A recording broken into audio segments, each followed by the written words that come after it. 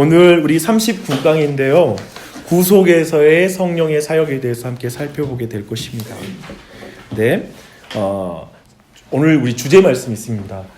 고린도전서 2장 6절로 7절인데 되게 이게 뭐냐면 이 말씀을 기초로 오늘 전체 공부를 해나가는 태도와 모든 방법을 이걸로 우리가 결정을 해야 되거든요. 네, 한번 같이 말씀을 함께 읽어볼게요. 시작. 그러나 우리가 온전한 자들 중에서는 지혜를 말하노니 이는 이 세상의 지혜가 아니요 또 세상에서 없어질 통치자들의 지혜도 아니요 오직 은밀한 가운데 있는 하나님의 지혜를 말하는 것으로 감춰진 것인데 우리의 영광을 위하여 만세전에 미리 정하신 것이라. 네, 이 말씀입니다.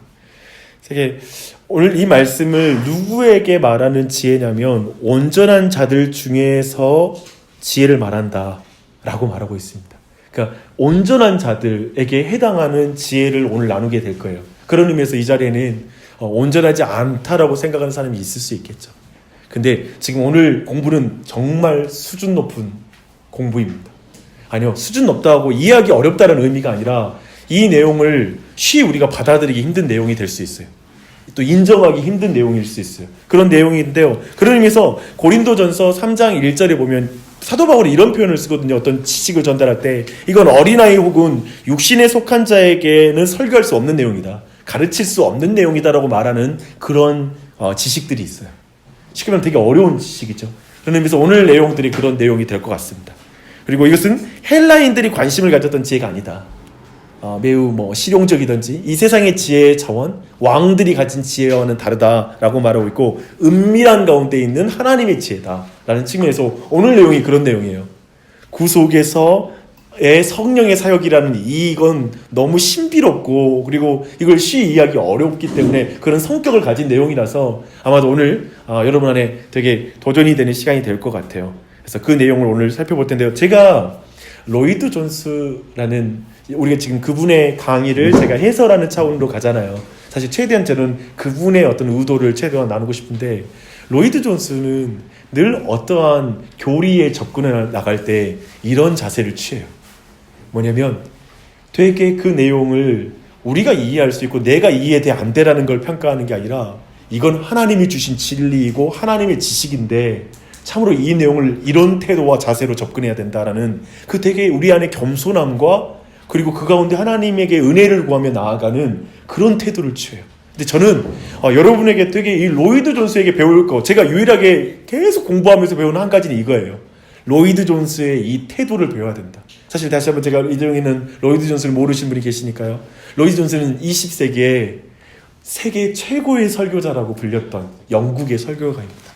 그래서 그가 어떤 걸 의미하냐면 로직 온 파이어라고 불타는 지성, 그러니까 불타는 설교라고. 그러니까 되게 지적이고 그 사람이 왕실 그 주치의였거든요. 영국 국왕 왕실에 그런 의사 출신인데 그러면서도 그가 나중에 목사가 돼요.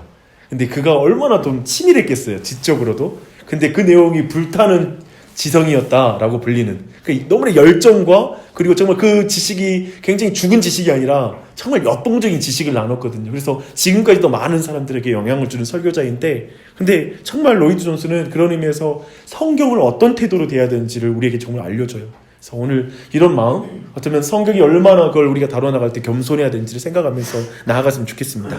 우리가 지난번에 첫 번째 우리가 먼저 나갈 것은 성령의 일반적 사역에 대한 보충사항인데 지난 강의를 다시 한번 좀 요약해보는 시간을 갖고 오늘 내용으로 그러면 들어가 볼게요. 지난주에 우리 요한복음 16장 말씀 나눴던 거 기억나시죠? 그 내용을 우리가 다뤘거든요. 그 내용 보면 그가 와서 죄에 대하여 의에 대하여 심판에 대하여 세상을 책망하시리라. 즉 성령이 오셔서 죄와 그리고 의와 심판에 대해서 세상을 판단하실 것이다. 그리고 책망하실 것이다 라고 이렇게 말씀하고 있었죠.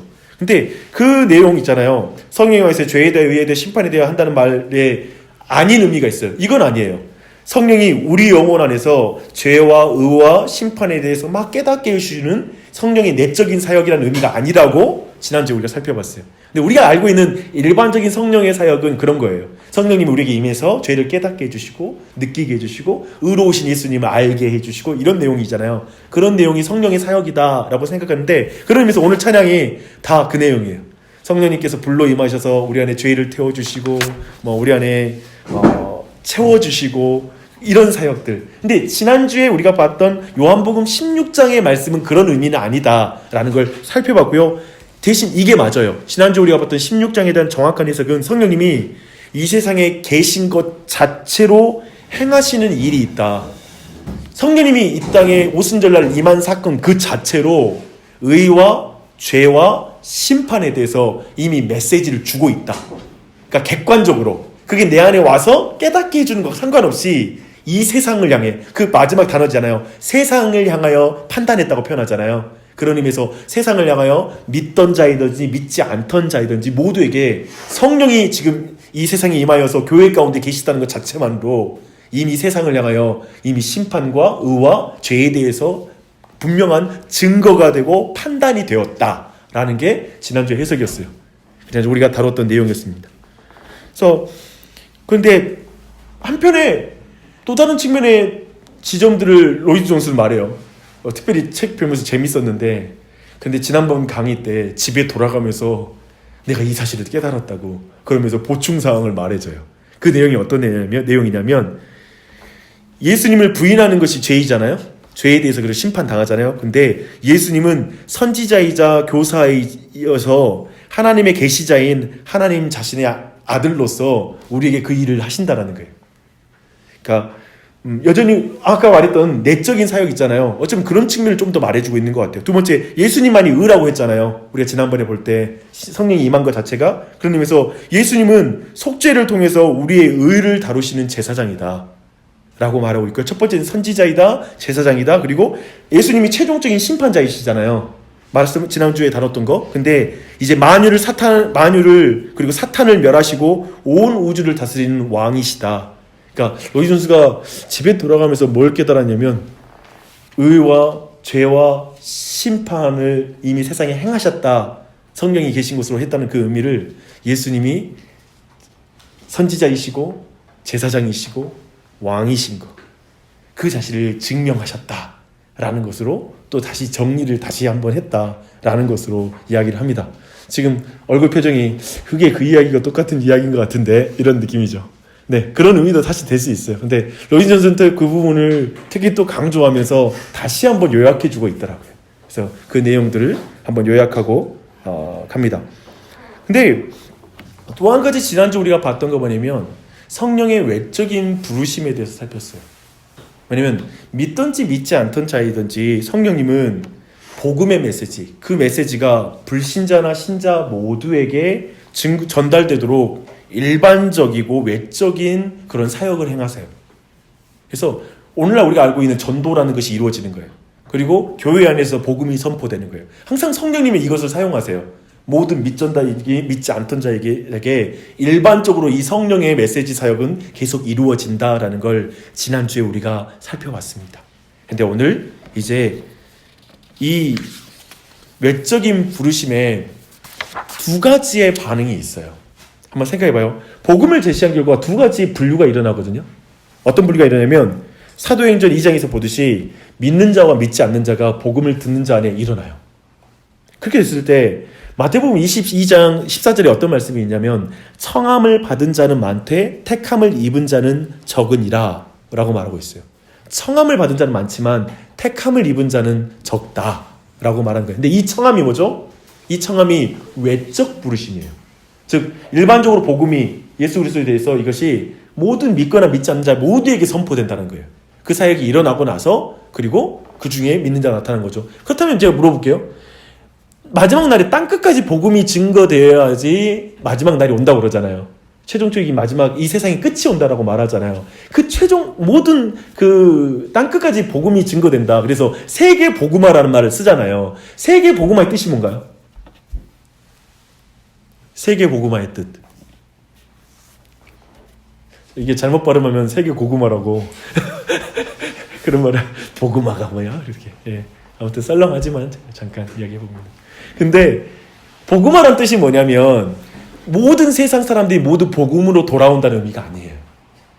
모든 세상의 사람들에게 인격적인 복음 증거가 일어난단 말이에요. 그러니까 즉 청함이 다 이루어지는 거예요. 그러니까 세상 마지막 날에 끝났을 때 청함 없어가지고 억울한 자가 없게 하는 거예요. 모든 사람이 청함을 받고 그리고 그 가운데 이제 그 복음을 따르든지 그렇지 않든지 하는 그 일들이 모든 민족 가운데 그 일이 일어날 것이다 라고 말하고 있는 것이죠. 근데 그런 의미에서 한 집에 청함을 받은 자가 다 받지만 택함을 받은 자가 일부일 수 있어요. 참 두렵지만. 그리고 교회에서도요, 한시에 동일한 메시지를 들었어요. 복음전도 메시지 들었는데 그 중에 택함 받은 자와 청함 받은 자가, 청함은 다 받았지만 택함 받은 자는 일부예요. 그걸 우리는 볼 수 있어요. 한 예배 안에서. 근데 왜 이런 차이가 있을 것인가에 대한 질문이 오늘 우리가 다룬 내용이에요. 왜 이런 차이가 있는가? 라는 내용을 다룰 거예요. 성령님의 사역을 다룰 때는 반드시 이 문제 해결해야 되지 않을까요? 예를 들면 성령님께서 모두에게 은혜를 주신다면 다 믿게 될 거 아니에요. 근데 성령님이 도대체 어떻게 우리 안에 사역하시기에 일부는 믿고 일부는 믿지 않을까? 그런 의미에서 성령의 사역을 이젠 그 외적 부르심 가운데 그것에 반응하는 것과 관련이 있다라는 것이죠. 그 내용을 우리가 오늘 살펴보게 될 것입니다. 근데 로이드 선수가 또 강조를 해요. 이 주제는 주의 깊고 지혜롭게 우리의 편견을 확증하기 위해서가 아니라 진리를 알고자 하는 마음으로 탐구해야 된다라고 전제를 깔아요. 왜 그런지 아세요? 이 주제는 논쟁거리예요. 우리의 지적인 호기심과 막 우리가 생각하는 것을 막 토론하고자 하는 지식이 아닌 거예요. 그러니까 로이드 존스는 사실은 그걸 계속해서 이렇게 구별을 해주고 있어요. 사실 이 자세를 가지고 오늘 이 문제를 성경이 뭐라고 말하는지를 중심으로 해서 우리가 한번 쭉 살펴보겠습니다. 근데 이 일을 위해서는 그 역사적인 주장을 좀 살펴봐야 돼요. 과연 이 부분에 대해서, 그러니까 왜 이런 외적인 부르심 가운데 이렇게 믿는 자와 믿지 않는 자가 있을까? 택함 받은 자가 있고 없는 자가 있을까라는 이 질문에 대해서 역사적으로 이 질문에 대한 답이 이미 많은 사람이 이걸 추구해 왔다라는 거예요. 그리고 거기에 대한 입장들이 정리가 되어 있었어요. 근데 제가 보고 싶은 거냐면 기독교의 이런 역사성을 볼 필요가 있어요. 사실 오늘 이제 제가 무슨 주의 말할 거거든요. 역사적으로 이런 입장이 어떻게 됐는지 이런 말 나오면 기본 우리 안에 어떤 입장들이 있냐면 과격한 성령주의자들이 있어요. 어떤 거냐면 나는 책은 안 봐. 오직 성경만 봐. 오직 나는 성경을 통해서 하나님을 만나가고 여기에서 나는 추구해 나가지 인간들이 쓴 책들은 나는 전혀 보지 않겠어 라는 입장을 가지고 있는 사람들이 있어요. 근데 그런 사람들이 나중에 가진 입장이 뭐냐면 과거에 몇천 년 전에 이단이 가졌던 입장을 또 말하고 있어요. 이해되세요? 우리는 자꾸 역사 가운데 성경을 어떻게 이해했는지 그리고 어떤 입장을 이해했는지 기독교의 역사성을 무시하거든요. 그러니까 오늘날의 그 성령 운동이 참 교회에 활력을 불어넣어준 게 맞아요. 기독교 역사적으로 이게 이제 20세기 들어와서 1900년도 초반부터 강력한 그런 카리스마틱 그 성령 운동이 세계적으로 일어났어요. 지금도 여전히 있고요. 근데 그게 정말 화석화된 교회에 막 신학화되었고 정말 그 지성적으로만 흐르는 교회에 많은 걸 깨워준 거에 대해서 저는 긍정해요. 그리고 거기에 대한 일변 굉장히 긍정적인 측면을 저는 존중해요. 근데 문제는 뭐냐면 그대로에 어떤 현상이 나타나면 직통 계시 받는 사람이 나타났죠. 나는 그냥 성령님께 직접 음성 들어. 나는 사람 스승이 필요 없어. 나는 그냥 직접 배워가고 성경 외에는 다른 책을 안 읽어라는 입장을 저는 그런 사람 만난 적이 있거든요. 저희 교회를 개척하고 나서 그런 분 만난 적이 있어요. 그런 입장을 가지고 있는 사람을 봤어요. 되게 신령해 보이잖아요. 근데 그들이 가진 결론, 그들이 성경에서 발견해낸 자기가 가진 입장이 있잖아요. 그게 수천 년 전에 어떤 이단이 가진 입장이라고요. 자꾸 역사를 무시하니까 이런 문제가 발생하는 거예요. 또 오늘 우리는 무슨 주의를 볼 텐데 알다시피 이 자리에는 그리고 우리 안에는 어쩌면 무슨 켈빈주의 무슨 주의 하면 아르미니스주의 이런 말 들으면 벌써 그냥 혐오감이 드는 그런 주의 너무 싫어요. 그냥 성경주의예요. 저는 그리스도파예요. 막 이렇게 말할 수 있는 그런 생각이 있을 수 있죠. 그런데 제가 이런 표현을 만들어봤어요. 근데 그냥 이건 아주 유치한 그 비유인데요. 무슬림이 돼지고기를 혐오하는데 짜장면을 먹는 것과 같아. 제가 이 표현을 왜 만들었냐면 제가 무슬림들 상교했잖아요. 근데 내 친구한테 돼지고기 안 먹는 친구잖아요. 근데 내가 짜장면을 해줬어요. 근데 짜장면에 돼지고기 기름 들어가요. 그러니까 내가 그 친구 나는 속이는 마음 전혀 없었는데 그냥 좋은 음식 소개해 준다고 그냥 초대해가지고 해줬는데 돼지고기 없다고 우리 집에 뭐 안 했다 여기 돼지고기 없다라고 내가 줬는데 사실은 돼지고기가 있었던 거예요 짜장면에. 그러니까 뭐냐면 우리는 주의를 싫어해요. 주의라는 어떤 입장 나는 무슨 주의 아니야 난 어떤 주의도 아니야 라고 말하는데 사실은 내 입장이 거대하게 이 주의라는 게 뭐냐면 일반적으로 말하는 무슨 주의라는 건 인간의 이성과 어떤 생각들이 흘러가는 지점들이에요. 결국. 그리고 우리는 그 인간 중에 한 존재예요. 그런 의미에서 우리도 어떤 주의로 들어가 있어. 내 입장이. 찬찬히 보면 그런 의미에서는 주의 자체에 혐오감을 느낄 게 아니라 우리가 따른 것이 정말 성경적으로 틀린지 옳은지를 우리가 분별하는 거 그게 도리어 중요한 자세다라는 차원에서 이제 제가 역사 가운데 있었던 이제 왜 복음을 제시한 결과 두 부류가 생기는가에 대한 그 입장의 내용을 한번 정리해 볼게요. 그 내용을 정리하고 나면 아마 여러분 안에 자신이 가진 그 입장들도 함께 정리가 될 것입니다. 이제 볼게요. 첫 번째가 뭐냐면 펠라기우스주의예요. 이건 뭐냐면 여기에서 가르침의 핵심은 이거예요. 인간에 대한 관점이 중요한데요. 원죄란 없다라는 입장이에요. 인간에게는 원죄란 없다. 그렇다면 어떻게 될까요? 사람은 중립 상태에서 태어난다는 거예요. 그 사람은. 그래서 완벽한 자유의지를 가지고 있다고 생각해요.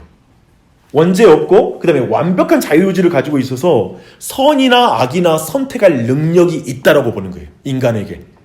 그래서 하나님을 믿거나 거부할 능력이 인간에게 있는 거예요. 그렇다면 여기서 질문입니다. 성령님의 사역이 필요한가요? 필요 없나요? 필요 없지. 여기서는 성령님의 사역이 필요가 없는 거예요. 성령님의 도움이 필요 없잖아요. 인간에게 이미 완전히 자유의지와 그리고 인간의 완전히 내적인 상태가 원죄의 상태가 없으니까 내가 선택하는 것으로 결정하는 것이기 때문에 철저히 인간의 선택이 있지 성령의 도움은 없어요. 그래서 성령이 하신 유일한 일이 뭐냐면 성경을 기록하는 일에 성령이 사역하셨다는 거예요. 그래서 인간은 뭐냐면 그 성경을 읽으면서 내가 믿을지 안 믿을지만 결정하면 된다는 거예요. 이게 펠라기우스주의예요. 그래서 이 주장은 그때나 지금이나 굉장히 많은 사람이 따르고 있는 입장이에요. 인간에 대한 관점이잖아요. 두 번째, 반펠라기우스주의가 있어요. 여기서 반이 뭐냐면 반대하다 반자가 아니고요. 세미라는 뜻이에요. 그러니까 어느 정도 그 펠라기우스의 어떤 절반? 그 어떤 어느 정도를 수용하고 가는 입장이에요. 그런 의미에서 여기서는 뭐라고 하냐면 원죄는 있다라고 보는 거예요. 원죄. 그러니까 아담과 함께 최초의 범죄에 참여하여 그 죄에 대한 책과 오염이 있다. 인간에게. 그로 말미암아 그 입장을 가지고 있는 거예요. 인간이 태어날 전부터 그것이 있다는 거죠. 모든 인간은. 근데 원죄는 있지만 완전히 타락한 건 아니다. 그러니까 완전히 망가진 건 아니다. 그분의 그런 의미에서 여전히 우리 안에 하나님을 향한 선한 마음이 있다. 완전히 그것까지 깨진 건 아니다 라고 보는 거예요. 그래서 성령님은 도우시지만 사랑은 사람들 자신에게서 생겨난다. 성령이 도우시는 거예요. 그러니까 성령이 도움이 아예 없는 거 아니잖아요. 그렇죠? 도움은 있어. 그런데 이제 사람이 선택해서 협력해야 된다. 사람들은 하나님을 아는 것을 소망하고 진리를 알고 싶어 하기 때문에 성령님이 오셔서 그를 도와주신다 라는 입장을 가지고 있어요. 그렇죠? 그래서 펠라기우스와 차이는 뭐죠? 사람들 스스로는 이 모든 것을 할 수 없고 다만 성령님이 도우셔야 한다는 입장에서는 그 성령님의 도우심을 의지하고 있어요. 성령님의 도움이 필요한 상태인 거예요. 왜냐하면 완벽하진 않으니까. 그런 의미에서 성령님의 도우심이 필요해요. 근데 여기서 키워드는 뭐냐면 이렇게 성령님이 나에게 협력해 주신다는 거예요. 이게 반펠라기우스주의예요. 그래서 성령님이 하시는 일은 우리가 진리와 구원의 지식에 이르도록 우리와 협력하여 은혜로 도우신다라는 게 성령님이 하시는 일이에요. 이 입장 어떠신가요? 굉장히 많은 사람이 가지고 있는 입장이죠. 뭐냐면 우리 각자가 나도 선한 마음이 있는데 성령님이 오셔서 이것 좀 도와주셔서 잘 살게 해주셨으면 좋겠어. 이런 입장인 거죠. 또 이런 인간에 대한 입장이에요. 근데 이제 세 번째.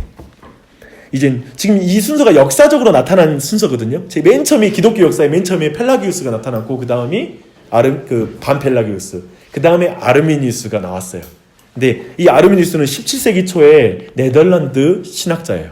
목사이기도 하고 신학자예요. 근데 이 아르미니우스의 위대한 제자가 누구냐면 존 웨슬리예요. 그래서 감리교는 이 입장을 따르고 있어요.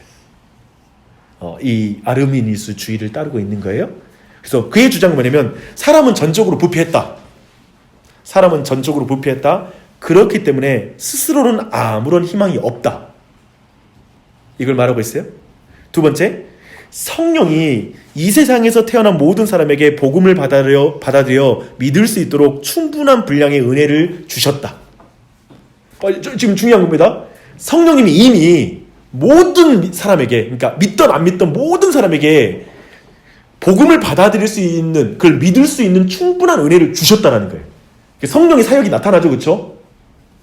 그래서 사람이 해야 할 일은 뭐냐면 이 성령의 은혜에 협력하는 거예요. 즉 내가 믿기로 하는 거예요. 그게 이제 사람이 해야 될 역할이라는 거예요. 이미 성령님이 은혜를 줬으니까 이제 사람의 역할은 믿는 걸 결정하는 거. 아니면 믿지 않으면 그건 사망으로 가는 거예요. 그 사람의 결정에 따라서. 그래서 그의 주장에 대한 이런 반론이 있겠죠. 그 은혜가 모든 사람에게 주어진다면, 두 번째, 그죠? 모든 사람에게 주어진다면 왜 어떤 사람은 믿고 어떤 사람은 안 믿는단 말입니까? 라고는 이런 질문이 있겠죠. 그러니까 성령이 은혜를 주셨으면 다 믿어야 되잖아요. 이거 어떻게 할 거냐 이거예요. 대답은 뭐냐면 그 이유는 믿을 수 있는 능력은 성령이 모든 사람에게 주시지만 일부의 사람만 그 능력을 사용하기로 선택하고 나머지는 그렇게 하지 않기로 했습니다. 그러니까 하나님이 능력을 주셨는데 그 능력을 사용하기로 한 사람과 사용하지 않는 사람에 의해서 복음은 듣지만 믿는 사람이 있고 안 믿는 사람이 있다는 거예요. 이 입장이 바로 아르미니스주의. 근데 이 주장과 아까 반펠라기안주의하고 무슨 차이가 있어요? 둘 다 전적으로 부패했다는 걸 믿잖아요. 약간 표현이 다르죠. 성령님이 주신 능력. 그렇죠. 원래 인간이 가지고. 그렇죠. 그렇게 되는 거죠. 그래서 한쪽은 뭐냐면 성령님이 일반적으로 그 아르미니스는 성령님이 다 은혜를 주셨다. 거기에 인간이 협력해야 된다와 반펠라기우스는 인간에게 능력이 없는데 이제 우리 인간에게 어떤 선한 하나님을 향하여 선한 마음이 있는데 여전히 그 기본적으로 하나님의 선을 추구하는 그 마음이 있는데 거기에 성령님이 도와주셔야 된다. 라는 이 입장. 그러니까 협력인데 둘 다 협력인데 조금 표현이 다르죠. 표현이 다르게 성령의 사역을 설명하고 있는 거예요. 그 입장을 우리가 볼 수 있습니다. 근데 이 아르미니스주의가 웨슬리가 가르친 내용이에요. 네, 감리교에서 가르치는 그 신인이 협력하여 이제 그 구원에 이르는 이런 방식의 설명이죠. 사실은 그 입장에서는 어떤 면에서는 가톨릭하고 가까워요. 가톨릭은 하나님이 우리에게 은혜를 주입해 주고 나서 그로 말미암아 인간이 그것을 노력하여서 행함으로 공로를 쌓아 구원에 이른다는 개념을 가지고 있거든요. 그런 의미에서는 이런 부분이 약간은 닿아 있기 때문에 이제 막 종교의 통합이라든지 가톨릭과의 연합에 있어서 좀 더 빨리 그 부분에 손을 잡을 수 있어요. 교리적으로. 그런 흐름들이 있다는 것만 그냥 여러분이 알고 계시면 좋을 것 같아요. 근데 이제 네 번째 입장이에요. 지금 우리가 지금 처음에 펠라기우스, 반펠라기우스, 아르미니우스 이런 건 어쩌면 여러분이 기독교 역사 가운데 신앙인으로서 이런 어떤 입장들에 대한 차이를 보는데 결정적인 키워드가 뭔지 아세요? 인간의 상태에 대한 이해가 다르기 때문에 성령의 사역의 방향이 달라지는 거예요. 인간이 완전히 망가졌어. 그러면 전적으로 성령이 도와줘야 돼. 근데 인간이 어느 정도 안 망가지고 반만 망가졌어. 그러면 성령님이 거기서 살짝 도와줘야 돼. 그리고 어느 정도는 성령이 다 은혜를 줬어. 다 망가졌는데 다 은혜를 줬어. 그러면 인간이 거기에 동참해줘야 돼. 이런 식으로 지금 설명이 인간의 상태로 인해서 성령의 사역이 결정이 나는 거예요. 근데 이제 루터파예요. 사실 루터파는 순서적으로 보면 아르미니우스파보다 먼저 생겼어요. 근데 왜 이걸 로이드 존스가 네 번째에 뒀냐면 시간 순서로 계속 했는데 왜 뒀냐면 이 다음 순서가 개혁주의파거든요. 근데 거기랑 견해들이 비슷해요. 그래서 이 순서를 따르고 있어요. 근데 첫 번째 뭐냐면 사람은 전적으로 부패했다. 스스로 아무것도 할 수 없다. 이 입장을 가지고 있어요. 근데 사실 여기서 좀 오해하지 말까면 우리가 알고 있는 그 전적 부패라는 단어 들으면 우리 안에 반감이 있잖아요. 뭐냐면 아니 예수 믿건 안 믿건 그래도 착한 일 할 수 있는 거 있잖아요 라고 말하잖아요. 보면은 예수 안 믿는데 얼마나 착하게 사는데요. 근데 그걸 보고 전적으로 부패했다라는 건 너무 인간을 무시하는 말 아닌가요? 라고 인간의 상태에 대해서 너무 비참하게 말하는 거 아닌가요? 라고 말한다면 그런 의미가 아니에요. 착한 일을 할 수 없다는 말이 아니라 여기에서의 이 전적 부패는 뭐냐면 하나님을 향하여 하나님을 선택할 그 선한 능력, 하나님을 의지하고 하나님을 믿을 능력이 깨어졌다는 거예요. 그러니까 윤리적으로 우리가 이 땅에 살아갈 때 착하게 살고 도덕적으로 살 수 있는 능력 자체가 완전히 깨졌다는 의미는 아니에요. 어느 정도 그걸 유지하는데 하나님을 향해서는 죽었다는 거예요. 이 단어는 인간이 완전히 하나님으로부터 끊어졌다는 말인 거죠. 하나님부터 오는 모든 생명과 유익으로부터 완전히 끊긴 상태다라는 걸 전적 부패라고 말하고 있어요. 전적 부패의 상태에 아무것도 할 수 없어요. 근데 두 번째, 중생이라는 게 거듭남이거든요. 이제 우리가 알고 있는 니고데모가 이제 예수님께 우리가 어떻게 하면 하나님 나라에 들어갈 수 있느냐 했을 때 거듭나지 않고는 하나님 나라에 들어갈 수 없다. 이 중생, 다시 태어나다라는 말이에요. 중자가 거듭될 중자거든요. 그래서 거듭남, 중생이라고 보면 돼요. 다시 태어남의 초기 단계에서 은혜 역시 모든 사람에게 작용하고 있다. 그러니까 모든 사람에게 은혜가 작용하고 있는 거예요. 그렇다면 왜 누구는 구원받고 누구는 멸망당하는가? 그러니까 은혜가 모든 사람에게 지금 적용되고 있다는 거잖아요. 이 주장도 모든 사람에게 적용되고 있는데 그렇다면 왜 누구는 구원받고 구원받지 않습니까? 라고 했을 때 사람에게 은혜가 작용하는 것에 저항할 능력이 있다. 표현이 좀 달라요.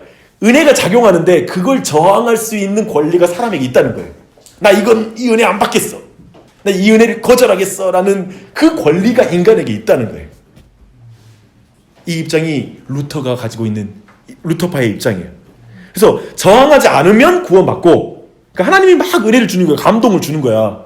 계속 감동을 주는데 거기에 내가 이 은혜에 내가 맞습니다. 하나님 계시고요. 내가 이 은혜를 받아들이겠습니다 하는 사람은 구원 받는데 계속 그걸 내가 의지적으로 밀어낼 수 있는 능력이 우리에게 있기 때문에 그걸 밀어내면 이제 그걸 구원에 대해서 거절할 수 있다는 거예요.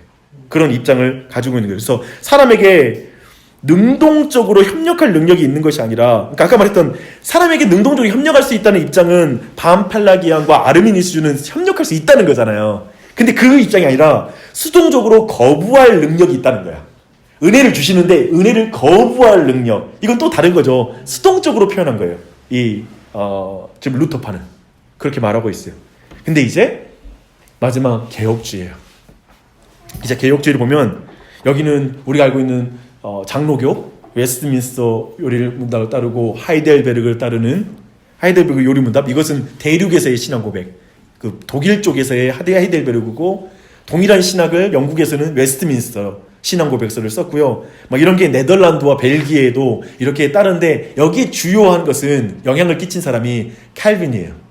그래서 칼빈이 이 부분에 중점적인 역할을 했어요. 그래서 이렇게 본다면 개혁주의의 이 교리에 대한 고전적인 진술을 보면 이거예요. 사람은 전적으로 부패했다. 그리고 전적으로 무능하고 무능력하다. 이걸 말하는 거예요. 이 부분은 지금 많은 의견들이 동일한 의견을 가지고 있죠. 그렇다면 어떻게 어떤 사람은 구원받고 어떻게 어떤 사람은 멸망당하냐라는 질문이에요. 그러면 다 무능하고 부패하면 다 사망을 해야 되잖아요. 근데 어떤 사람은 왜 구원을 받고 어떤 사람은 안 그러냐라고 했을 때 이때 우리가 오늘 보고 싶어하는 질문에 대한 중요한 대답이 나와요. 구원에서 성령님의 특별한 사역 때문에 그런 일이 벌어진다고 보는 거예요.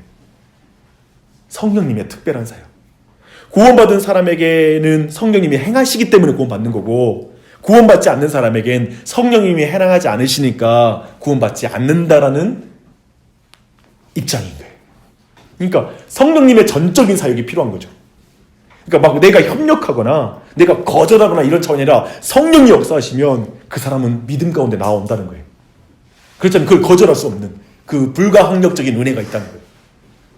이런 의미에서 루터와는 차이가 있죠. 다른 어떠한 것과 차이가 있는 거예요. 이런 교리는 중생의 절대적 필요성의 교리를 성령님의 이 은혜를 선행적 은혜라고 불러요. 사람들 안에 역사에서 믿도록 하는 은혜. 그러니까 이 개혁주의는 뭐냐면 내가 믿잖아요. 다른 데는 아까 말했잖아요. 믿기로 내가 그러니까 저항하거나 안 그러면 내가 이걸 믿어야 된다라는 게 다 있잖아요. 근데 여기에서는 뭐냐면 그 믿고 싶어하는 마음이 성령님이 일찍이 우리 안에 들어오셔서 믿을 수 있는 마음으로 내 마음을 준비시켜 주셨다는 거예요. 내 마음을 거듭나서 내 마음이 이미 죽었잖아요. 우리가 하나님의 은혜로부터 완전히 죽은 상태인데 내 안에 다시 태어난 거야, 생명이. 먼저 성령님이 이 일을 해주니까 내 마음에 갑자기 복음을 들었을 때 그 복음에 내가 반응할 수 있는 내 마음에 뜨거움이 생기는 거예요. 그리고 그 복음에 반응할 수 있는 마음이 생겼다라는 거예요. 근데 이러한 것으로 이 내용을 다루고 있어요. 근데 지금 우리가 이제 입장을 쭉 살펴봤지만 한 가지만 그냥 언급하고 또 이 다음에 유익에 대한 부분이 나오지만 이거에 따라서 뭐가 달라질까요? 도대체 이런 교리가 무슨 유익이 있느냐라고 말할 수 있겠죠. 이단? 뭐 이단도 아니 사실 이 주장에 있어서 이따 다루겠지만 이 주장의 어느 하나를 취했다고 해서 구원받지 못한다고 말하는 건 조심해야 돼요. 그런 걸 하려고 이걸 나누는 게 아니에요. 전도의 부분에 대해서 사실 좀 달라질 수 있는. 그럴 수 있겠죠. 어떻게 달라질 것 같아요? 예를 들어서 사실 저는 개혁주의가 정설이라고 한다고 하면 그럼 제가 복음을 전파하든 안 하든 이 사람은 결국 구원을 받을 사람이라고 이미 성령께서 찍어둔 사람들이 있다는 거잖아요. 그렇죠. 선택한 사람이 있다. 예, 선택받은 사람들은 있고 그 사람들은 성령님이 받으시는 거고 그러면 좀 전도니까 수동적으로 될 것 같은? 예, 내가 이미 선택받은 사람은 자동으로 돼버리고 그냥 우리가 복음을 전하지 않든 그런 느낌으로 약간 좀 그렇죠. 다르게.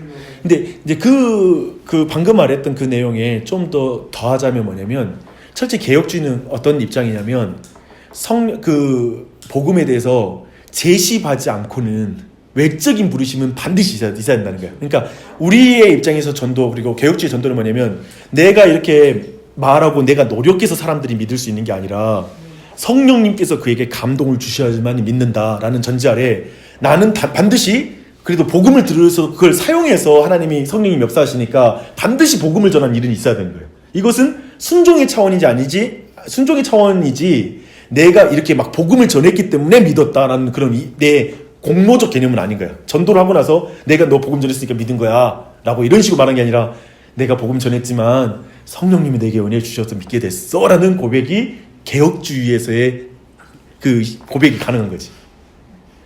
반면에 다른 입장을 생각해봐요. 내가 믿음을 더해야 되고 은혜 주시지만 내가 믿었다라고 그러면 여기서는 뭐가 발생할까요? 나의 노력?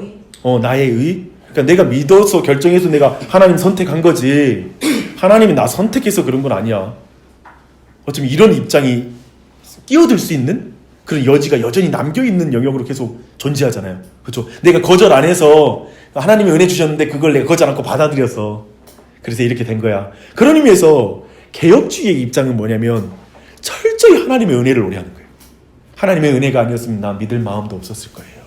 그러니까 믿음을 공로로 여기지 않는 거예요. 그러니까 믿는 것을 공로로 여길 수 있거든요. 내가 믿었으니까 구원받았지 라고 하는 이유가 아닌 거지.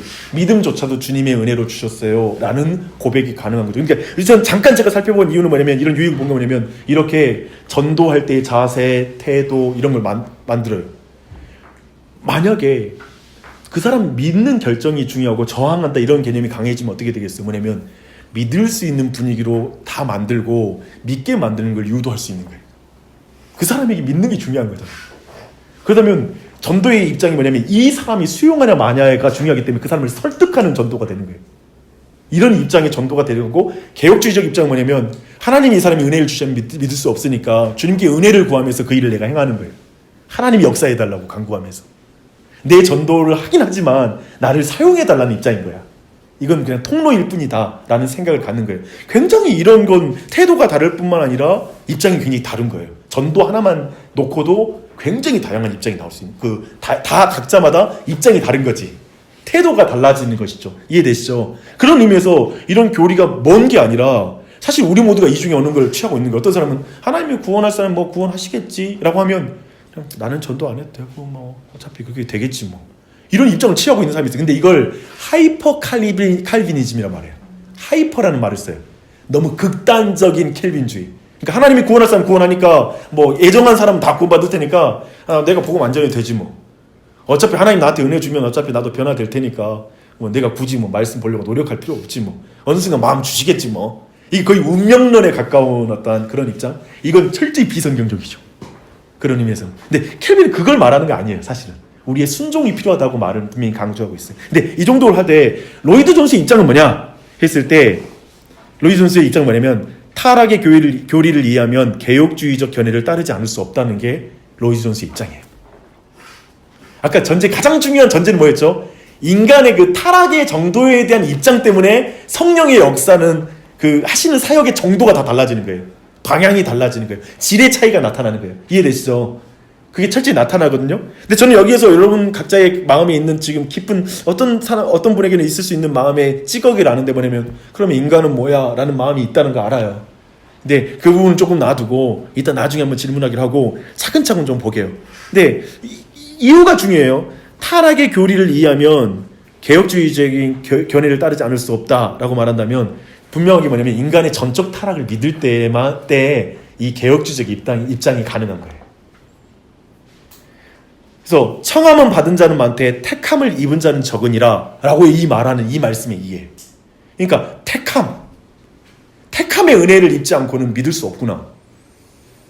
반응할 수 없구나라는 이 지점에 대한 성경의 거대한 어떤 이 주제들. 하나님의 은혜를 주지 않고는 믿을 수 없다라는 성경의 거대한 주장들.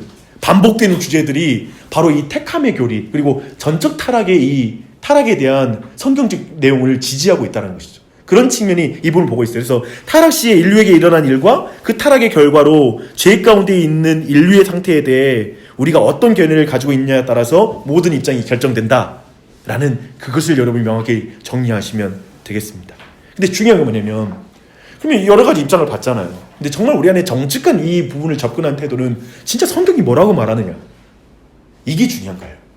우리가 무슨 주의다 해서 나는 무슨 주의자야 라고 말하는 건 성급한 거고 그건 옳지 않고 진짜 중요한 자세는 뭐냐면 뭐가 정말 성경에서 말하는 입장이냐 라는 것을 우리가 생각하면서 그 내용에 가야 돼요. 항상 우리는 성경이에요. 성경에 귀를 두고 어떠한 주위에 내가 서 있을지라도 아무리 존경스러울지라도 성경이 그걸 반대하고 있으면 다른 증거가 나오면 그 입을 다물어야 되죠. 그 주장을 버려야 되죠. 다 배설물처럼 여겨야 돼요. 목사도 그래요. 마찬가지예요.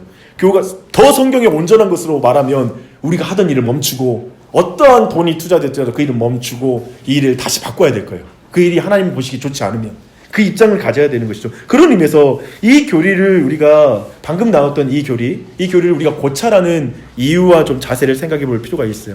근데 로이존스 이렇게 표현하고 있습니다. 어떤 교리를 다룰 때에는 우리 이성의 한계를 자각하고 열린 마음으로 성경에 다가가며 우리 자신의 개념이나 철학에 너무 이끌리지 않는 것이 중요하다는 사실을 덧붙이고 싶습니다. 사실은 지금 로이존스 나는 이렇게 이번에 이분 강의를 지금까지 제가 책을 계속 봤잖아요. 근데 로이존스가 이렇게 계속 중간중간마다 태도 점검하고 다음 주제로 넘어갈 때 이제 다룰 주제를 철저히 성경에서 말하는 것으로 가서 이걸 풀어야지 안 그러고는 이건 변론에 지나지 않고 굉장히 수없이 많은 이야기만 나올 것이다. 허황된 토론만 있을 뿐이다라고 말하면서 자꾸 그 부분을 잡아주는 걸 많이 본 적이 없는 것 같아요. 굉장히 강조해요. 그래서 이 부분을 우리 다시 한번 생각하면서 한데 우리는 하나님 말씀을 나아갈 때 몇 가지 질문을 해야 돼요. 그 질문이 뭐냐면 나는 왜 이것을 믿는가? 이런 교리를 사람이 만들어내었는가? 성경이 이 교리를 가르치고 있는가? 그렇지 않은가? 다시 한번 볼게요. 나는 왜 이것을 믿는가? 이런 교리를 사람이 만들어내는가? 아니면 이 교리를 이 교리를 성경이 가르치고 있는가? 그렇지 않은가? 질문이 다 그런 거 비싼 이야기 같지만 철저히 성경 중심. 다시 한번 성경 중심. 그러니까 이런 표현이 있어요. 우리나라에 되게 기독교의 큰 스승인데 박윤선 교수님이 계시는데 그분이 이런 표현을 썼어요. 계시 의존적 사색이라는 말을 썼어요. 근데 이 표현은 너무 유명한 말이어서 지금도 많은 신자들에게 사용돼요.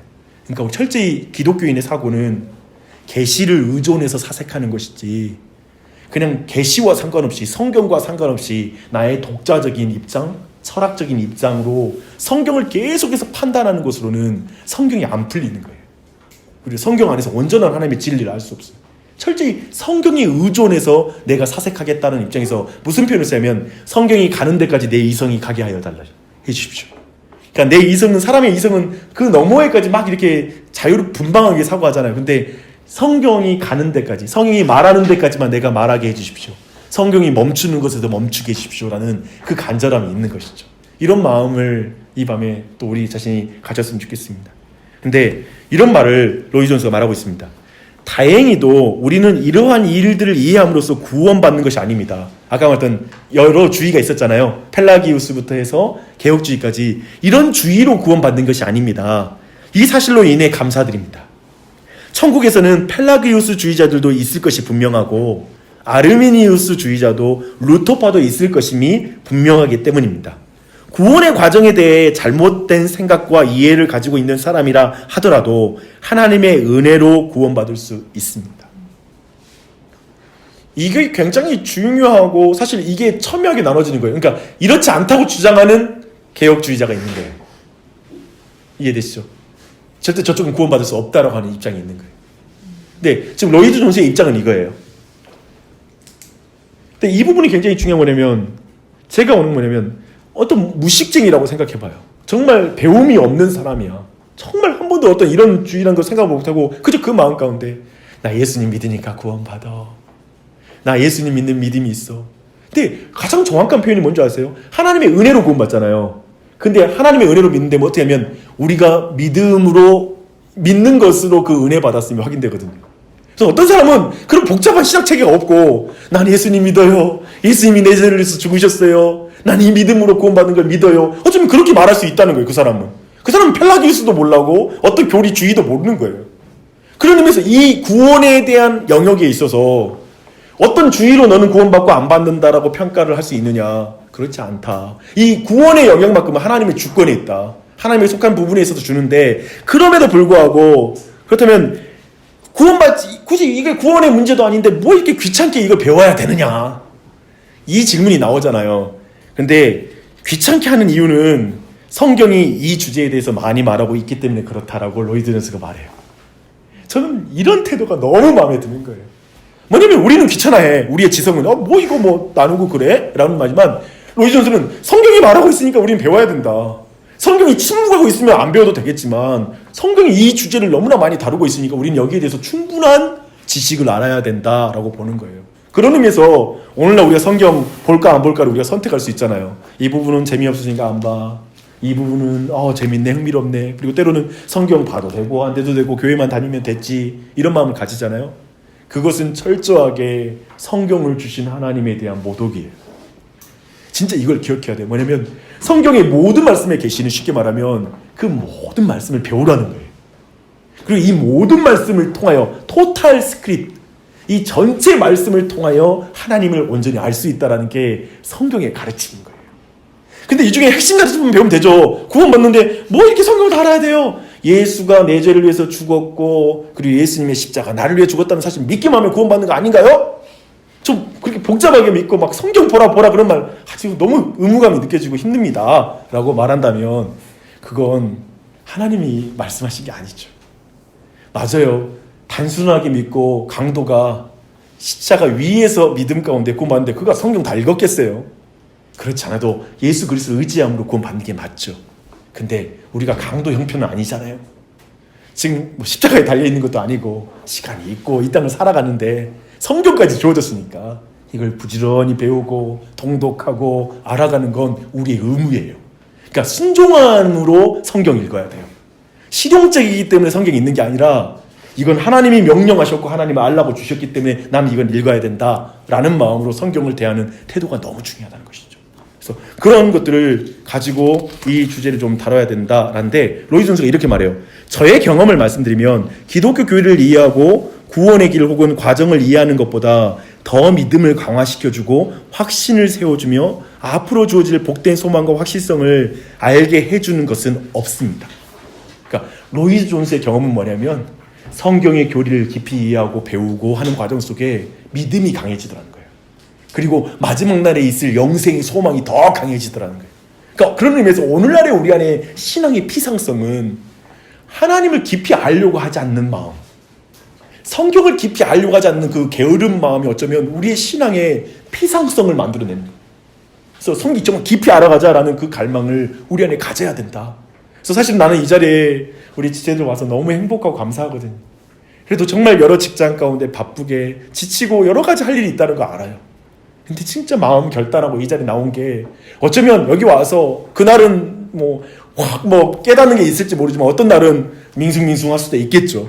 특별하고 너무 또 피곤해가지고 그저 와서 잠만 자고 갈 수도 있겠죠. 근데 제가 말씀드리고 싶은 뭐냐면 그러할지라도 이 자리를 지키면서 하나님을 알아가는 것. 그냥 일주일에 어쩌면 이 시간 그리고 어떠한 특정한 시간에 하나님을 알아가는 여러분의 삶의 노력과 그 갈망이 하나님이 복되게 하시는 갈망이 될 것이고 하나님이 사용하시는 그런 행함이 될 것이다. 순종이라고 저는 생각해요. 순종 원해서 할 때 원하지 않을 때도 있잖아요. 그리고 귀찮을 때도 있잖아요. 근데 순종은 귀찮아도 해야 되잖아요. 그런 의미에서 이런 모든 것 가운데 하나님의 은혜를 주시기를 간절히 바랍니다. 그래서 그러면서 오늘 우리가 주제로 하는 것은 계속 지적 호기심의 대상이 아니에요. 그런데 이 문제가 로이즈 존스는 진짜 우리에게 위로가 될 것이다. 구원의 순서 그리고 구원의 이 성령의 사역을 아는 게 힘을 줄 것이고 우리를 세워주기 때문에 고찰해야 된다라고 말하고 있습니다. 또한 에베소서 4장 14절에는 이 말씀이 있어요. 온갖 교훈의 풍조에 밀려 요동하나. 이 말은 뭐냐면 여기서 온갖 교훈이 뭐냐면 독트린이에요. 즉 교리예요. 교리. 뭐냐면 우리가 바른 교리 안에 참된 교리 안에 있지 않으면 잘못된 교리가 우리 안에 들어와서 요동한다는 거예요. 그러니까 오늘날에 신천지가 들어와서 한국교회가 교리가 안 돼 있다는 게 증명이 됐잖아요. 그래서 너무나 많은 사람이 신천지로 넘어갔잖아요. 그러니까 온갖 교리, 온갖 교훈의 풍조로, 온갖 교리의 풍조로 요동했다라고 실제로 우리는 우리의 지금 시대에 경험하고 있고 그래서 오늘날 신천지가 한국교회를 많이 깨워줬어요. 재작년인가가 한국교회에 교리 열풍이 불었어요. 교리를 가르쳐야 된다는 게 강조가 되었어요. 어쩌면 이 시간에도 되게 많은 사람이 우리 교회에서 가장 많은 사람이 신청한 시간이거든요. 음성으로 듣더라도 지난주에 37명인가가 음성을 들었어요. 누가 들었는지 모르겠어요. 이 자리에 나와 있지 않은 분들이 들으셨을 거예요. 근데 굉장히 많잖아요. 굉장히 많은 조회수를 했어요. 그래서 보면서 관심이 있구나. 너무 감사하다. 이 자리에 오지 못할지라도 그런 관심을 갖고 있어 감사하다는 생각이 있습니다. 그래서 우리는 이런 말 하면 안 돼요. 중요한 것은 내가 구원받았다는 사실뿐이다. 로이즈가 뭐라고 하냐면 조만간 최신 사이비 종교나 이단을 따라가게 될 것이다. 중요한 것은 내가 구원받은 사실뿐이야. 이런 입장들은. 그래서 구원의 필수 불가의 요소는 아니지만 이 문제를 고찰해야 된다라고 말하고 있습니다. 그래서 로이즈 존스의 이 부분에 대한 결론은 뭐냐면 성령님이 멸망한 채 남을 사람들 안에서는 행하시지 않는 특별한 역사를 구원받을 사람들 안에서는 행하신다. 그러니까 멸망받을 사람에게는 성령께서 행하시지 않는 특별한 일을 구원받는 사람에게는 행하신다라는 게 개혁주의 그리고 이러한 성경의 전체를 고찰할 때 로이즈 존스가 가지고 있는 입장이에요. 그렇게 됐을 때 우리 안에 달라져요. 제가 늘 요즘 말해요. 성령님의 행하심을 간절히 구하자. 근데 뭐냐면 신앙생활할 때 성령님이 내게 은혜 주셔서 이 자리에 있는 거 아는 거예요. 내가 잘나서 기독교 집안에 태어나서 좋은 교육받고 선교단체 출신이라서 내가 여기 있는 게 아니라 성령님이 내게 감동 주셔서 왜 감화하여 주셔서 내가 여기 있는지 알 수 없도다 라고 말하며 우리가 여기 있는 거예요. 그리고 주님을 찬양하죠. 여러분 그 은혜가 넘치기를 바랍니다. 근데 이제 세 번째로 이제 로이즈 존스가 이 다음 순서로 말하는 건 구원의 순서예요. 근데 구원의 순서 돌아가면서 로이즈 존스 또 강조해요. 우리 처음 시작했던 말씀 주제 말씀으로 돌아가자 하면서 뭐를 말하냐면 그러나 우리가 온전한 자들 중에서는 지혜를 말하노니 이거 여러분들 온전하다고 생각하고 말하는 교리다. 구원의 순서도 이거 지금 너무 논쟁이 많은 거라서 그리고 다른 이해를 가져서 여러분이 온전하다고 생각하고 이 순서를 다뤄 설명하겠다라고 이렇게 말하고 있습니다. 근데 이 주제 본다면 로마서 구원의 순서를 한번 볼 때 로마서 8장 28절로 30절 봐봐요. 내가 이 주제를 쭉 다루고 나서 마지막에 이 내용이 우리에게 어떤 은혜를 주는지 설명해 드릴 거거든요. 왜 이런 내용이 우리에게 은혜를 주는지 이따가 말할게요. 로마서 8장 28절로 30절 함께 읽겠습니다. 시작. 우리가 알거니와 하나님을 사랑하는 자 곧 그의 뜻대로 부르심을 입은 자들에게는 모든 것이 합력하여 선을 이루니라. 하나님이 미리 아신 자들을 또한 형상을 본받기 위하여 미리 정하셨으니 이는 그로 많은 형제들 중에서 맏아들이 되게 하려 하십니다. 또 미리 정하신 그들을 또한 부르시고 부르신 그들을 또한 의롭다 하시고 의롭다 하신 그들을 또한 영화롭게 하셨느니라 라고 말하죠. 봐봐요. 이게 순서 아닌가요? 어떤 순서를 말하고 있죠. 근데 여러분 우선 말합시다. 구원받았다. 구원받는다라는 의미는 뭐냐면 과거형, 현재와 미래 안에서 구원이 일어나요. 성경은 구원을 이 세 가지 시제로 말해요. 너 이미 구원받았어 라고 말하는 것과 너는 지금 구원을 받고 있다, 구원을 이루라 라는 말씀이 있어요. 그리고 또 한 가지 말하면 구원받을 것이다 라는 표현을 쓰는 거예요. 그래서 이 세 시제의 구원을 말하고 있어요. 그래서 마지막 구원받았다라고 말하는 걸 영화라고 말해요. 이미 나는 예수 그리스도 안에서 과거형은 이미 의로워졌다라는 표현을 쓰는 거예요. 그리고 이 땅에서 거룩함을 이루라 라고 해서 성화를 말해요. 칭의, 성화, 영화라는 것으로 구원의 이 큰 흐름과 시제를 성경은 우리에게 말해주고 있어요. 그러면서 저는 예를 들면 이런 교리를 왜 알아야 돼요? 왜 알아야 되죠? 그 뭐냐면 우리를 대부분은 나 지금 의로워졌어 라는 거에 머물러 있어요. 나 예수님의 피로 말미암아 씻겨졌어. 그런데 거룩해지진 않아. 구원을 이루는 건 없어. 그리고 마지막에 구원에 대한 소망이 없어. 그럴 수도 있는 거예요. 근데 그런 의미에서 이것이 끊길 수가 없다는 거예요. 이건 한 통이에요. 하나로 이루어지는 거예요. 그래서 이런 교회를 바르게 할 때 우리가 구원받았다에 머문 게 아니라 거룩함을 이루어가는 열심들, 그리고 마지막에 우리가 영화롭게 되는 것, 죄로부터 자유로워져서 하나님을 닮아가는 그날을 소망하게 된다라는 거예요. 이것들이 같이 연결되는 거예요. 근데 봐봐요. 여기서도 순서인데 미리 정하시고 부르시고 의롭다 하시고 또 영화롭게 하신다라고 이렇게 말하잖아요. 이건 순서예요. 근데 기억할 게 뭐냐면 완전한 목록이 아니에요. 구원의 단계에 있는 모든 걸 여기다 포함한 게 아니에요. 사실 바울은 특별한 목적을 주고 이 8장의 말씀을 줘요. 바울은 어디에다 포커스 맞추면 영화에 관심이 있어요. 마지막 날에 있을 영화에 대한 관심을 주고 이걸 보증하고 있는 필수적인 단계로 몇 가지만 말해주는 거예요. 이런 차원에서 말했지 모든 걸 말하고 있진 않아요. 그리고 또 하나, 루터파들이 예를 드는 말씀인데요. 사도행전 26장 17절로 18절이에요.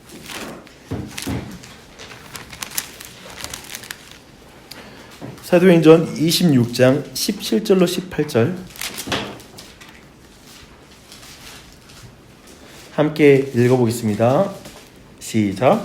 이스라엘과 이방인들에게서 내가 너를 구원하여 그들에게 보내어 그 눈을 뜨게 하여 어둠에서 빛으로 사단의 권세에서 함께 돌아가게 하고 죄사함과 나를 믿어 거룩하게 된 무리 가운데 기업을 얻게 하려 하나이다. 봐봐요. 담에색 도상에서 사도 바울에게 주신 위임령에 한 가지 이 순서가 제시되고 있어요. 순서가 또 제시되고 있지만 목록은 충분하지 않아요. 몇 가지만 나와 있어요. 구원의 순서라는 문제에 대해서 로이슨스 뭐라고 설명하냐면 단 두 사람도 의견의 일치를 보는 게 어렵다. 구원의 순서에서 단 두 사람도 의견의 일치, 그러니까 의견 일치 볼 수 없다는데 그 전제는 뭐냐면 위에 5가지 입장을 가진 사람이 서로 만나가지고 의견의 일치를 볼 단 두 사람도 없다는 거예요. 왜 그러겠어요? 지금 문제의 핵심에 대한 입장이 다르잖아요. 인간이 얼마만큼 파괴되었느냐, 인간이 얼마만큼 죄로 말미암아 망가졌느냐의 입장에 따라서 순서 이런 게 다 다른 거예요. 그 내용과 이런 것들이 완전히 달라지는 거예요. 그런 측면을 그렇게 설명하고 있습니다. 그래서 이 문제에 대해서 이 구원의 순서를 접근할 때 2가지 접근 방식이 있어요. 그 접근 방식의 첫 번째는 뭐냐면 구원의 순서를 하나님의 관점으로 보는 거, 하나님의 입장에서 출발하는 거. 봐봐요. 근데 하나님 입장에서 우선 설명을 드리면 하나님의 입장에서는 먼저 계획이 있겠죠. 인간이, 우리는 이런 질문을 하잖아요. 하나님은 인간을 지을 때 타락할 걸 알고 계셨나요? 인간이 타락할 거? 그렇게 말한다면 성경적으로 하나님 관점으로 성경의 입장이 뭐냐면 아셨습니다. 인간을 지으기 전에 인간이 타락할 걸 아시고 인간을 구원하고자 한 계획을 삼위일체 하나님 사이에서 이미 계획을 다 이루셨습니다. 뭐냐면 그 아드님이신 성자 하나님께서 이 땅에 내려오실 것들, 그리고 그 이후에 성령님을 보내주실 것들, 이 모든 게 하나님의 그 영원 전부터, 왜냐하면 그분이 영원하신 분이시니까, 시간을 너머에 계신 분이시니까 그분 안에 이미 그 계획이 있었다는 거예요. 이렇게 본다면 영원 전에 나를 구원하긴, 우리를 구원하고자 하는 하나님 편에는 이미 그분의 마음에 작정이 있고 선택이 있고 그리고 그 일을 이루고자 하는 계획이 있었어요. 그게 이제 시간적으로 하나님의 관점에서 이렇게 풀려지겠죠. 그렇죠? 근데 두 번째 먼저 뭐냐면 우리가 경험하는 입장에서 시간적 순서로 구원의 순서를 나열하는 거예요. 그렇게 볼 수가 있겠죠. 그래서 예를 들면 하나님의 사랑이 느껴졌어. 여기서부터 출발하겠죠. 느껴져서 내가 믿기로 했어. 믿고 나니까 뭘 그 다음이야. 이렇게 내 경험을 중심으로 그 구원의 순서를 말할 수 있어요. 그런데 구원의 순서를 왜 고찰하는 게 유익한가 라고 말했을 때 조금 이따가 제가 설명을 또 드리겠지만 저는 이렇게 생각해요. 쭉 보면서 로이드 존스는 그 부분을 자세히 안 다뤘는데 저는 그렇게 생각해요. 이제 차근차근 볼 텐데요. 내가 구원받은 게 내 인식 넘어서부터 출발한다는 거예요. 근데 여러분들이 이것을 어떻게 느낄지 모르겠어요. 제가 예수님 믿을 때 그랬어요. 제가 예수님 어떻게 고등학교 2학년 때였거든요. 제가 그때 어땠냐면 교회를 3학년부터 중3부터 좀 다니기 시작했는데 고등학교 2학년이 돼서 회장 선거를 하잖아요. 이제 고등학교 2학년 회장 선거를 하는데 저를 전도했던 권사님 아들하고 나랑 후보가 올라갔어요. 그때 나를 설명하자면 저는 신앙도 없고 진짜 안 믿는 사람이었어요. 믿음이 없는 사람이었어요. 거듭나지 않은 사람이었어요. 거기에다가 워낙 축구하고 이런 걸 너무 좋아하니까 제가 확실히 운동권에 있었거든요. 근데 있다 보니까 선거를 근데 했으면 당연히 내 친구가 이길 줄 알고 나는 그런 거 있잖아요. 최소한 뭐 어떤 그 후보로 올라가면 내가 될 수 있지 않을까? 뭐 이런 마음으로 설렐 수도 있잖아요. 그런 마음은 전혀 안 생겼어요. 왜냐면 당연히 이 친구가 된다. 말도 안 된다. 난 나 같은 믿음 없는 애가 무슨 되냐 했는데 선거를 했는데 첫 선거 딱 개표를 했는데 동률이 된 거예요. 똑같이 나왔어. 말도 안 되죠. 근데 내가 그걸 나중에 알았는데 운동권 애들이 교회에 놀러 온 애들이 압도적으로 그냥 저를 지지를 해가지고 그렇게 된 거예요, 이게. 근데 2차 또 했죠. 2차를 했는데 2차도 또 이긴 거예요. 마지막 또 한 번 했어. 근데 한 사람이 나한테 마음을 돌려서 2표 차이가 된 거예요. 그래가지고 제가 회장이 됐어요. 거듭나지 않는 내가. 근데 제가 그런 게 있거든요. 정말 뭘 잘하려고 하는 욕심이 있어요. 그런 마음으로 정말 우리 학생부 부흥시켜야지 막 그런 마음으로 막 열심히 했어요. 얼마나 내가 열심히 지나쳤냐면 한 친구가 내가 교회 갈 테니까 이번 주 주일날 낚시 가자고 그러더라고요. 그래서 내가 전도를 위해서 낚시를 갔어요. 내가 우리 초등부 예배 드려야 될 거 아니에요? 우리 중등부 예배 드려야 되잖아요. 중고등부. 회장이 거기 있어야지. 뭔 소리야. 전도한다고 낚시 가면 되나. 내 머리에 멘탈이 그랬던 거예요. 뭐 필요 없다. 전도하니까 이거 중요한 일이니까 가자. 그래서 그럴 정도의 신앙이 없었죠. 근데 그러다가 고등학교 2학년 이제 그때 이제 한 3개월 정도 회장하고 한 4개월, 5개월 차는데 미치겠더라고요. 욕심은 있는데 어떻게 내가 한번 부흥시켜야 되는데 얼마나 성장시키려고 전도까지 한다고 그렇게 했겠어요. 근데 안 되더라고요.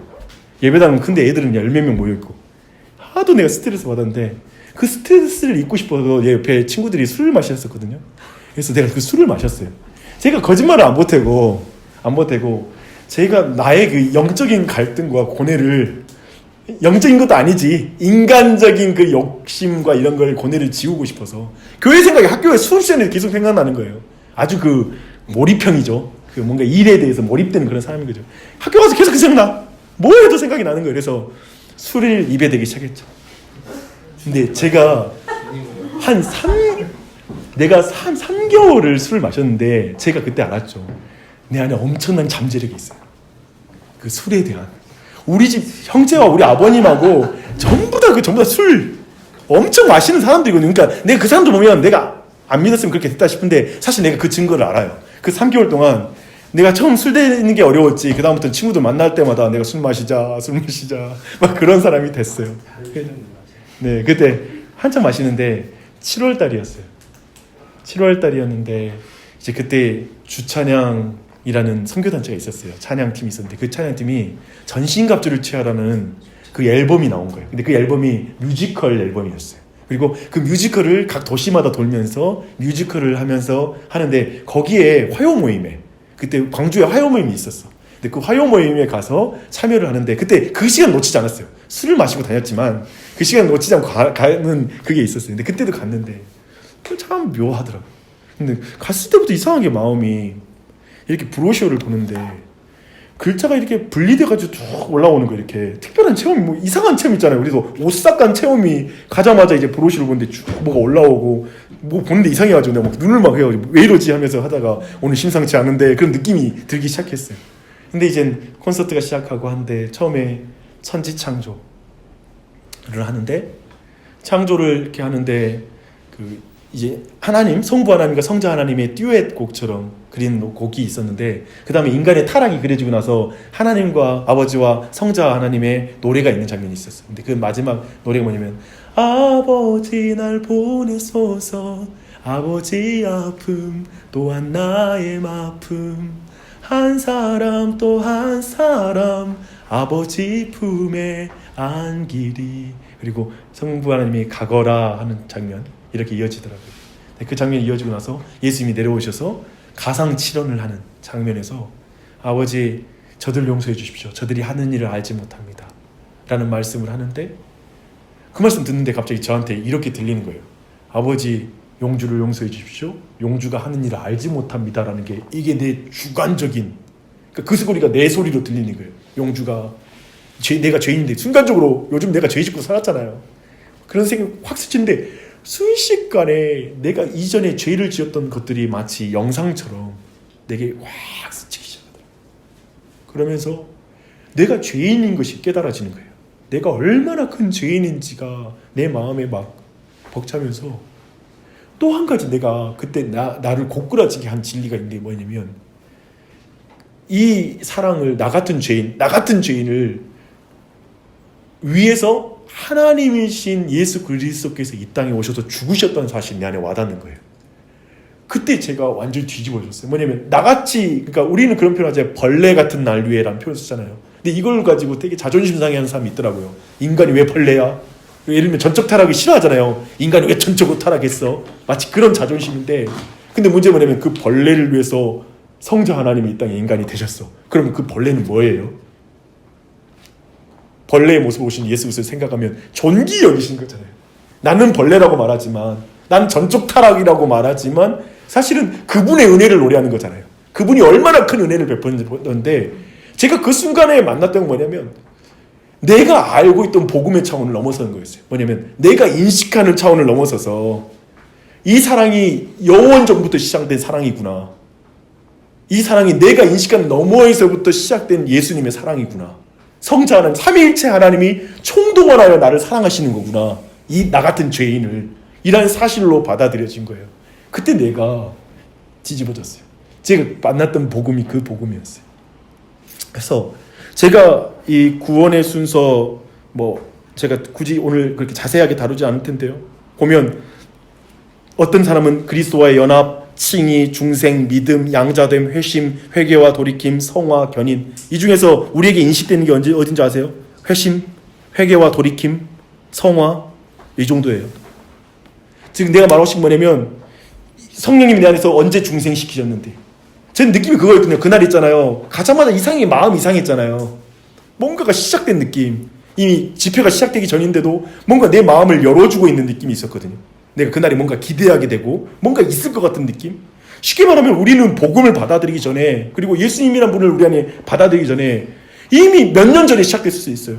왠지 교회 가기 원하고 교회 갔는데 평안하고 그리고 거기에 계속 머물러 있고 싶고 아직 내가 예수 믿는다고 말을 안 했지만 이미 하나님의 중생이 이미 있었다는 거예요. 성령님 통한 이미 마음이 깨어난 거야. 근데 깨어난 게 씨앗의 형태로 있기 때문에 아직 그것을 진리를 완전히 받아들이고 영접하지 않았지만 그것이 서서히 마음에 자라서 어느 순간 열매를 맺게 된 거거든. 믿음이라는 열매를. 그러니까 쉽게 말하면 제가 배운 복음, 오늘 이 구원의 순서를 통해서 얻는 유익과 생각은 뭐냐면 내가 인식하기 전부터 성령님이 행하셨다. 우리가 정말 인식한 넘어서부터 하나님은 우리를 구원하기에 신실하게 일하고 계셨고 그분께서는 앞으로 우리의 미래, 우리에게 주어지지 않은 미래의 모든 것도 성령님을 통하여 끝까지 그 선한 일을 이루셔서 우리를 구원하실 것이다. 이거예요. 이렇게 구원을 이해하면 제가 느끼는 건 뭐냐면 감격이 있어요. 뭐냐면 그냥 나는 뭐냐면 내가 믿어야 구원받고 내가 그냥 회개해야 용서받고 이런 식의 개념. 신앙이라는 게 늘 내가 하는 만큼 보상받고 하는 만큼 하나님도 어여삐 보시고 라는 체계, 철저히 종교의 체계거든요. 근데 이 구원의 순서를 우리가 공부하는 이유는 뭐냐면 하나님이 일찍부터 영원전부터 그리스도와의 연합을 계획하시고 일하셨다는 그 과정을 하나하나 보면 우리로 하여금 탄성이 나오는 거예요. 감사합니다. 내가 여기 있는 게 내가 선택해서가 아니라 하나님이 선택해 주셔서 여기 있습니다. 하나님, 내가 하나님 믿어서 여기 있는 게 아니라 하나님이 나를 의롭다 여기셔서 여기 있습니다. 하나님이 나를 그리스도 안에서 믿어주셔서 여기 있습니다. 이런 고백이 가능한 거예요. 그래서 이 내용으로 우리가 이해한다면 정말 이 과정 속에 성령님이 어떻게 사역하시는지 이것에 대해서 찬양할 수 있습니다. 그래서 이 순서, 타락했을 때 일어난 일, 원죄의 결과, 타락하고 잃어버린 상태에 대한 인간의 그 상황에, 그 형편에 따라서 전적인 은혜가 필요한 거죠. 전적인 성령님의 사역이 전 과정에 완전하게 그분이 다 쏟아서 나를 사랑하셨다, 구원하셨다라는 것으로 이 구원의 과정을 이해할 수 있습니다. 그래서 그런 내용으로 오늘 내용 전체 내용을 보겠습니다.